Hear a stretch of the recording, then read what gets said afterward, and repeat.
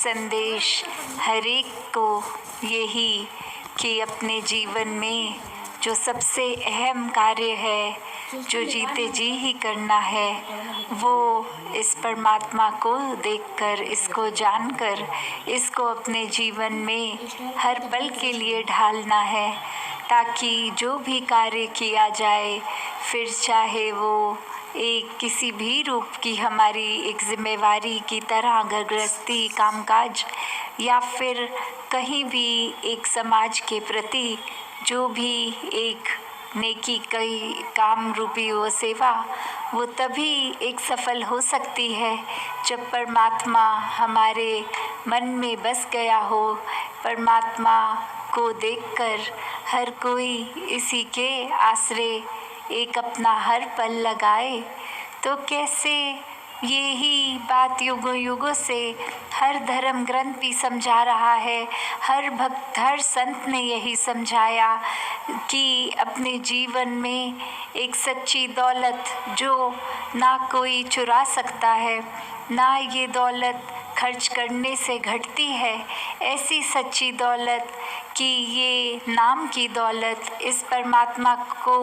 अंग संग देखना, ये जो धन है ये हर समय रहेगा, कि हर परिस्थिति में रहेगा, ये किसी भी मौसम में वैसे का वैसा ही है, ये एक जलेगा नहीं, ये भीगेगा नहीं, ये अपनी जगह पे हर समय कायम दायम है।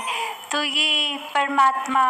इसको भी देखकर अपने जीवन को पूर्णता से जिएं, ताकि इस परमात्मा ये जो दैवीय है, ऐसे ही दैवीय गुण जीते जी हम जीने में अपने लगा लें, और फिर ये मानवीय गुणों से युक्त जीवन इंसानियत के रास्ते पे हर समय तत्परस्त रहेगा, हर समय दिल से हर किसी की सेवा करता जाएगा। तो ऐसे जीवन को कोई भी जी सकता है, वो कोई ज़रूरी नहीं कि कहीं विशेष जगह ही जन्म हुआ हो तो ही ये परमात्मा की प्राप्ति हो सकती है। वो तो ये जो संदेश है ये हर किसी के लिए है, क्योंकि जब परमात्मा ही एक है, परमात्मा की रचना, वो चाहे कहीं भी पैदा हो ये इंसान, चाहे एक कैसा भी अपने व्यवहार में, कल्चर में कुछ पहनना खाना कैसा भी हो, तो ये परमात्मा तो हर एक में एक बराबर ही है। कोई ये नहीं कि किसी का स्थान कहीं हो गया, वो ऊंचा कुल हो गया और दूसरा कुल ऊंचा नहीं है। तो वो बात यही संतों ने हमेशा से समझाई कि ये भेदभाव, नफ़रत दिलों से हटाना है, और वो हटाना इस तरह कि जब ये सच्चाई को, इस परमात्मा को देख लिया, तो ये निराकार के आश्रय फिर जो भी एक ये नज़र देखती है, पहले किसी व्यक्ति को भी देखने से पहले ये परमात्मा ही दिखेगा। कोई व्यक्ति को देखेंगे तो मन जजमेंटल नहीं होगा, ये कोई धारणाएं हम किसी के बारे में नहीं बनाएंगे, क्योंकि वो इंसान जो भी है उसके अंदर भी यही परमात्मा है। तो फिर बात यही कि हर जगह ही ये परमात्मा है, जहाँ एक सृष्टि के ब्राह्मण के कण कण में है, वहीं हर एक के इस शरीर में भी है। फिर वो शरीर चाहे किसी का भी हो, तो कैसे जीते जी अगर हम कोई नेकी का रास्ता नहीं अपना रहे, एक बुराई को अपने अंदर घर करने दे रहे हैं, तो नुकसान हमारा ही है। क्योंकि जहाँ इस परमात्मा ने इंसान की रचना करने के समय हर एक में वही सच्चाई, वही अच्छाई, हर समय कायम दायम रहने वाले परमात्मा की अंश इस आत्मा को बनाकर हमारे शरीर में जहाँ डाला है, तो वही एक सच्चाई की ओर ये आत्मा पहचान कर लेती है। तो ये जीवन जीते जी भी चैन से इस आत्मा का कट जाता है, और जीवन में ये शरीर जिस दिन ख़त्म हो जाता है, उसके बाद भी ये आत्मा एक अपने असली रूप में एक मिक हो जाती है, ये इसी में घुल जाती है। तो कैसे अगर पहचान सच्चाई की हो, इस निराकार की हो, तो फिर जी भी जहाँ कोई भरम भुलेखे मन में नहीं रहते, नफ़रत के कारण खुद ब खुद मिट जाते हैं। सिर्फ प्यार का ही भाव हर एक के प्रति, हर एक के जीवन में सुख चैन हम किस प्रकार ला सकें, उस तरफ कदम बढ़ते हैं, किसी को दुख तकलीफ़ पहुंचाने के प्रति नहीं। और ये दिल भी फिर इतना मुलायम, ऐसा कि किसी के लिए भी वो अरदास ही निकलती है कि किसी की दुख तकलीफ़ ये निराकार ने उनके जीवन में जिस वजह से भी रखी है, तो किस तरह वो जीवन की उस पड़ाव को भी एक सहजता से अगला व्यक्ति भी पार कर ले, क्योंकि ये निरंकार खुद बहुत सहज है, खुद बहुत स्थिर है। तो जब इस निराकार का, इस स्थिर का सहारा लेते हैं, तो फिर ये बहुत आराम से यात्रा जीवन की कट जाती है। फिर वो दुख चाहे होगा किसी के लिए, तो भी भक्त उस दुख को दुख नहीं समझते, वो तकलीफ़ अपने मन तक आने ही नहीं देते, रहते वही हैं उस संसार में दुख तकलीफ़ों के बीच में, पर कैसे उसका असर अपने ऊपर नहीं होने देते। तो ये हर किसी के एक हिस्से में ऐसा आनंद आ सकता है जो सुख और दुख से ऊपर की अवस्था, कैसे आनंद में हर कोई हर पल जिए, जहाँ एक संसार ने तो मनों में सिर्फ और सिर्फ अलग अलग रंग पकड़ने हैं दुनिया के, कि अभी ये कुछ अच्छा लग रहा है, जीवन में कुछ नया है, उसको ज़रूरी बनाकर इतना इम्पोर्टेंट रख लेते हैं। फिर कुछ समय बाद वो चीज़ भी पुरानी हो जाती है, तो उसका अब वो आकर्षण इतना नहीं लगता। तो कैसे दुनिया में तो धन दौलत, घर बार, कुछ भी वस्तु हो, उसने एक ना एक दिन अपनी चमक खो देनी है। तो हमेशा के लिए ये कायम दायम जो इसकी चमक है, ये परमात्मा निराकार, इसके साथ जुड़ते हैं तो ये समझ आ जाता है कि परमात्मा ने जितना भी धन दौलत दिया है, तो उसको सबसे अच्छे तरीके से इस्तेमाल में कैसे लाना है, उसको सदुपयोग में अपने और संसार के किस तरह लेना है। फिर दिल ये नहीं सोचता कि ये हम अगर किसी के लिए अच्छाई के लिए ये सेवा कर रहे हैं, तो वो किस जाति का है, किस कुल का है। हर कोई जब अपना है तो ये नज़र भेद दिखती ही नहीं है। और जैसे कबीर जी ने भी कहा कि कबीर सोई कुल भरा, जाके कुल प्रभु समाए, कि किस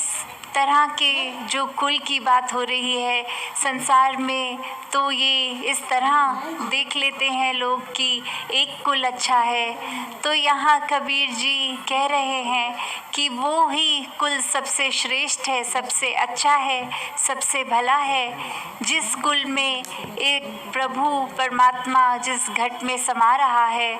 तो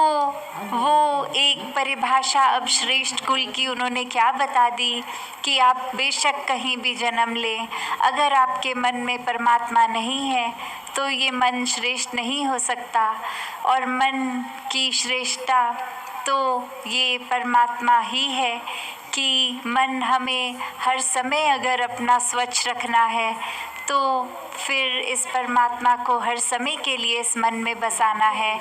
कुछ समय के मुताबिक नहीं कि दिन में 1-2 घंटे हम भक्ति करेंगे, बाकी दिन हम इस परमात्मा के बारे में सोचेंगे भी नहीं। पर भक्त इसके तरह अपना जीवन इस तरह काटते हैं कि ये परमात्मा तो हर समय है,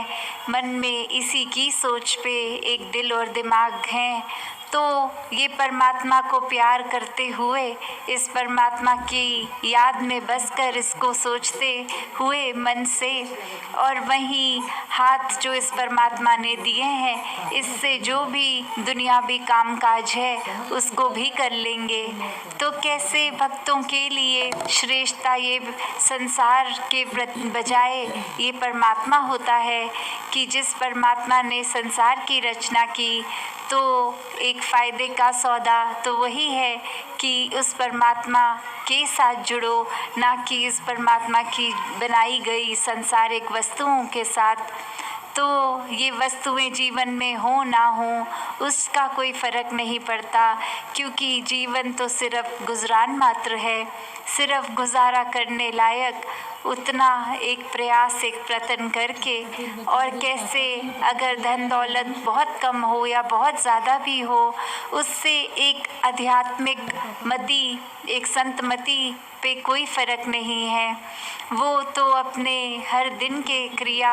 उसी तरह करते हैं कि ये जब आँख खुली इस परमात्मा को सोचना पहली चीज़, और आँख बंद होने पर भी ये परमात्मा की सोच, इस तरह से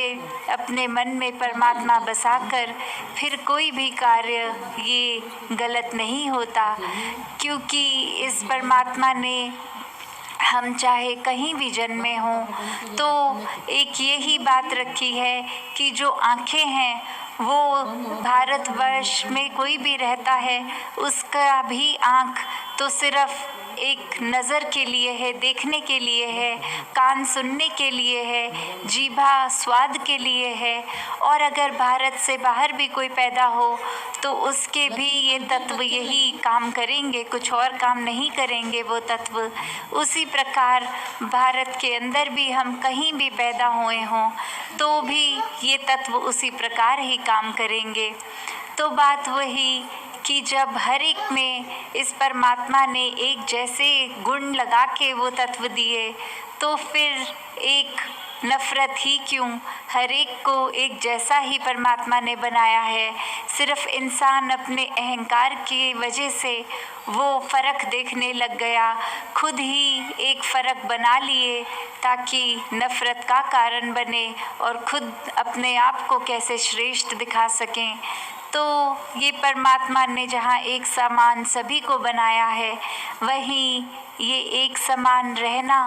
फिर इस संसार में हर पल रहना, ये जिम्मेवारी ये इंसानियत के नाते एक इंसान की बनती है। और वो इंसानियत क्षणभंगुर इंसानियत नहीं, वो तो जब तक का जीवन काल है तब तक हमेशा की रहने वाली इंसानियत, इस परमात्मा से जुड़कर रहने वाली इंसानियत। तो कैसे एक वो भी बात आती है कि अपने जीवन में जहाँ हमने आना है, कितनी देर किसने रहना है, हमको वो समय कितना निर्धारित इस परमात्मा ने किया, ये किसी को नहीं पता। तो कैसे जितना भी समय मिला है, जिस उम्र में भी हैं, वही मुबारक समय है इस परमात्मा को जानने के लिए। जैसे एक कहानी काव्य दासी सहारा लेगी कि बहुत समय पहले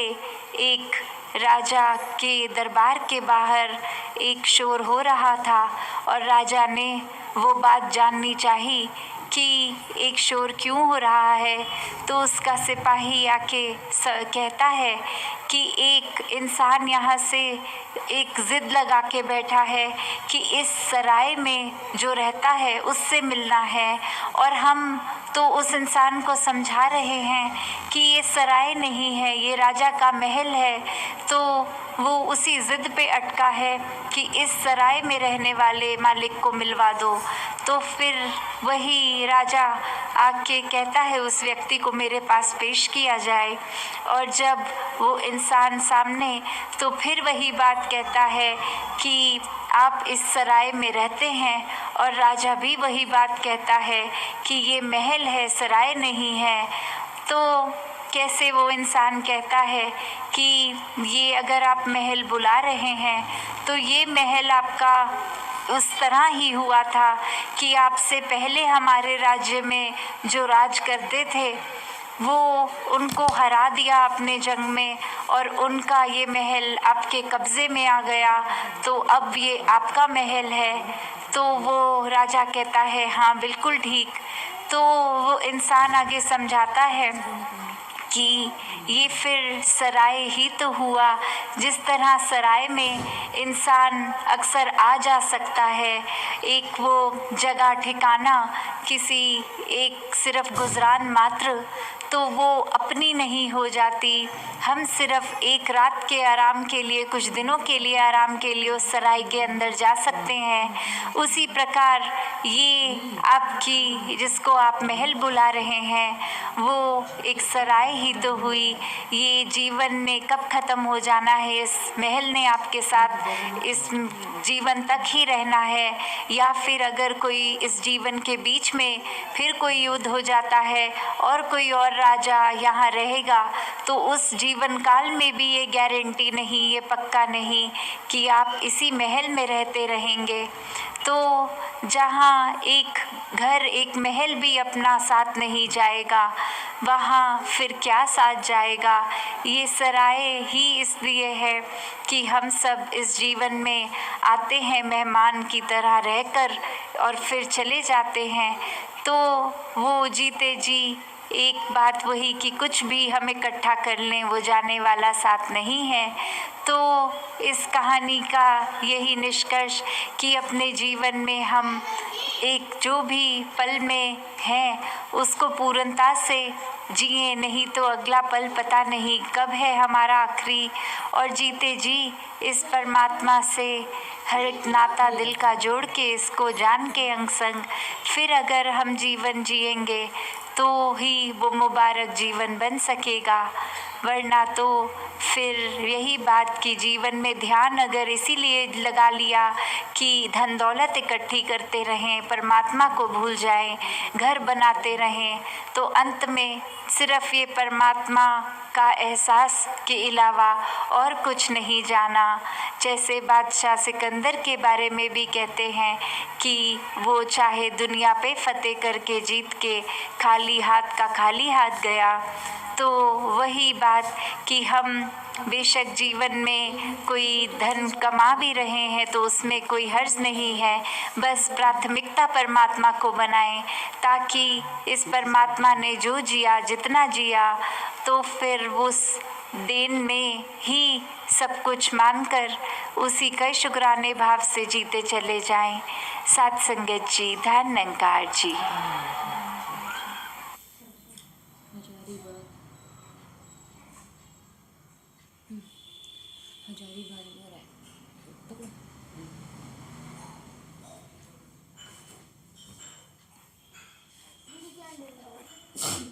और साथ संगत, अभी हम सभी मिलजुल कर धुनी में सम्मिलित होते हैं जी।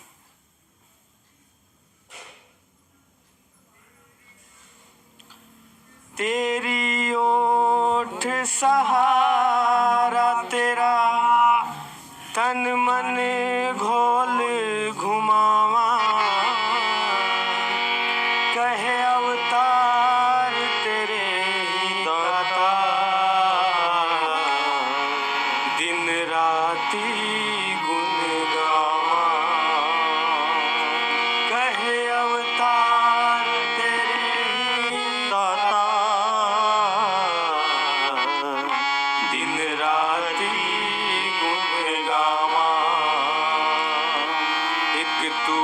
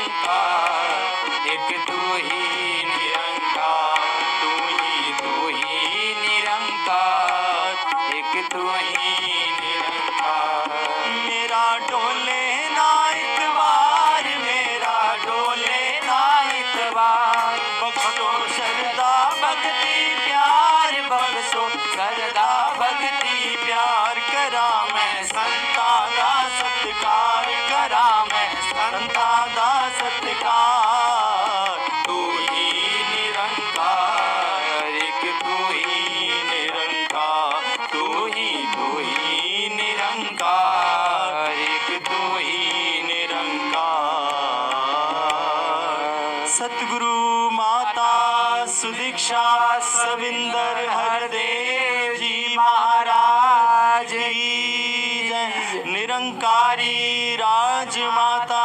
गुरुबचन अवतार की जय। प्रेम से बोलो प्यारे हो निरंकार प्रेमा ने बोला निरंकार प्रेम साचो निरंकार प्रेम रे कोहंतु निरंकार जो बोले